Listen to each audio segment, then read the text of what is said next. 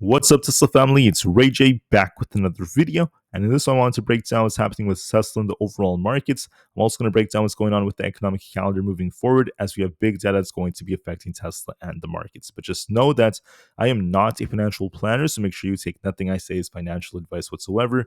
Anyways, Tesla is approaching all-time highs as the market's holding up very well.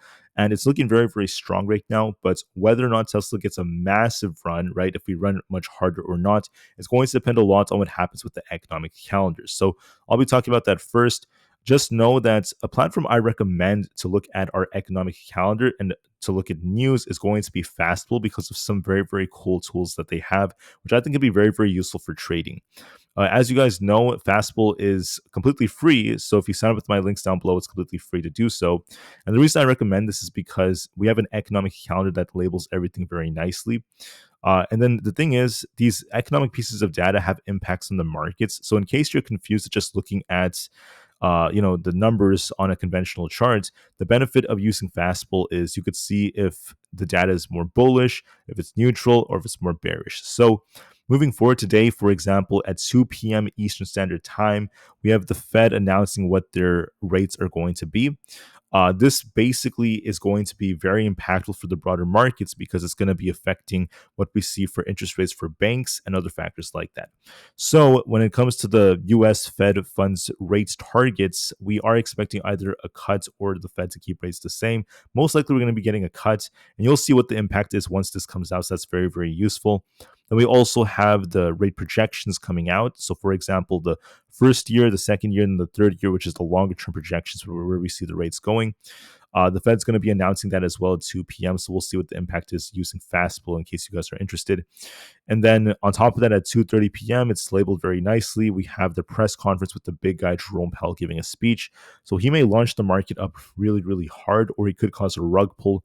That's going to have a very, very big effect on Tesla. So please keep that in mind. So once again, FastBull labels everything very nicely. It's completely free to sign up with. And that's one of the reasons why I recommend it.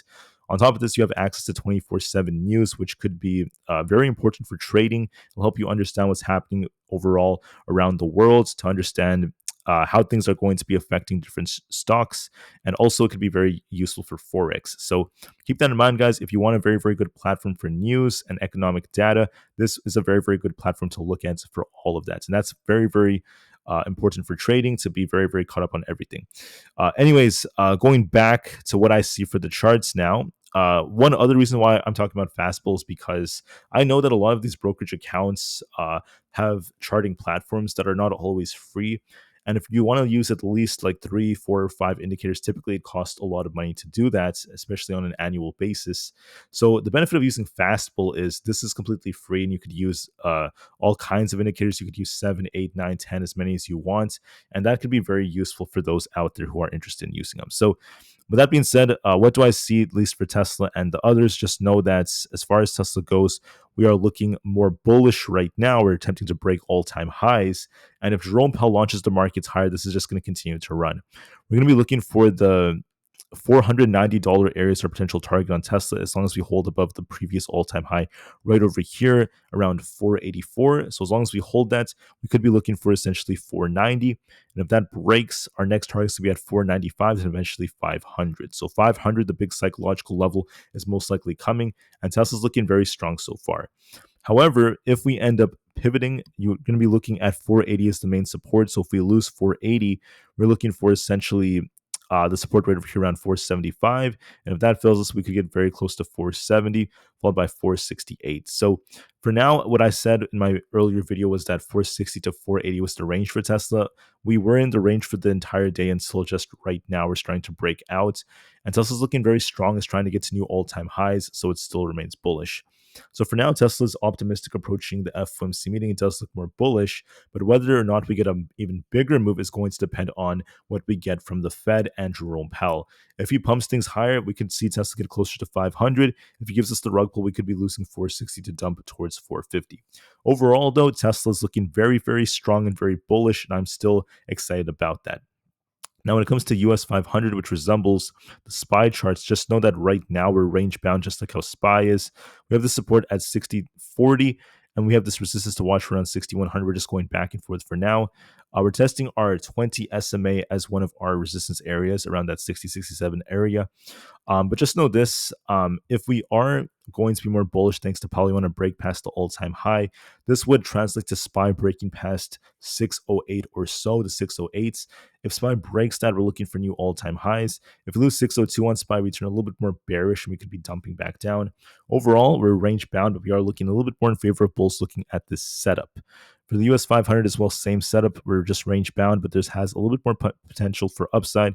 If we break past the resistance, this could really start pushing above that 6100 area. So it's looking stronger in terms of holding above its key moving averages, but whether or not we get a bigger pump depends on the big guy Jerome Powell if we start squeezing above the 6100s or not. For the Nasdaq Composite, we look more bullish as we're holding above our key EMAs. If Powell gives us some kind of rug pull, you want to see us lose just 20,000 flat, start dumping back down to this gap around 19,760. If not, we're looking for an attempt to get back up to 20,250 or above. So we're looking more bullish. It does favor upside a little bit more, which is more beneficial for the QQQ. If Jerome Powell pumps the markets and if this data does lead to more upside, we're looking for the QQQ to break past the 540s, 542 at the least. And if we get a rug pull, we're looking for 538 or below. But overall, we still look more bullish. Bitcoin is just consolidating right now, which is no surprise on an FOMC day. We have this resistance to watch for very close to essentially 105,000, and we have support around 102,000. So it's going to likely trend sideways for now, but there is some upside potential depending on Powell. For Apple, we look a little bit more bullish. We could be pushing higher for 255. If we lose 250 as our support, we're looking for essentially 247.6 at our 20 moving average. But overall, it does look somewhat more bullish in terms of its trend for 255. We could even break out higher depending on Powell, but so far we're looking quite good. Nvidia is holding up very, very nicely as well. We're going to be looking for an attempt to get up to about 137 if we manage to hold above 133. If 133 fails, though, we could be dipping back down towards this gap area around 130. As long as we're above this, we could be looking for an attempt to get up to about 137 and 140. So we do favor upside a bit, but this depends on Powell. So far, so good. For a few more, we have Meta. Meta is looking so right now, very flat around 621. If we lose support around 616, we could be dumping lower towards 612. And as long as we're above 620, though, we could be favoring a move back up to 630. So far, the chart's very sideways. It does have some upside potential depending on Jerome Powell, but so far, so good. Coinbase is dipping a bit. We could be retesting 305, and we'll have to see if we bounce or not off of that. But overall, it's doing a decent job at holding up. For those who are also interested, we have Palantir right here looking a little bit more bullish, going for that 78 target. I think it's looking quite strong. And it's doing a good job, at least thus far. So I see potential in this to try to push higher. So far, so good. And then for a couple more, I'm just going to go over a few more, like Rivn. This is looking quite decent. We're going to be looking to see if we could hold around 13.8 or not. If we lose this, there's going to be a risk of us dipping lower towards this support over here, which happens to be previous resistance around that 12.2 area. So we'll see if we bounce or not. But otherwise, guys, I think I'm just going to conclude the video from here. So I'll go over more tickers in my next video. For now, the market's just basically waiting for Jerome Powell. We are looking more bullish, at least technically speaking, on the majority of stocks. But once again, guys, I'll see you guys in a couple of hours to give you a more comprehensive update on the rest of these tickers. But until then, I thank you all so much for listening. Have a good rest of your day. And don't forget to check out the FastBull link, which is down below for free charting updates, not to mention free economic calendars and free news that's 24/7. Thank you for listening. Have a good day and peace out.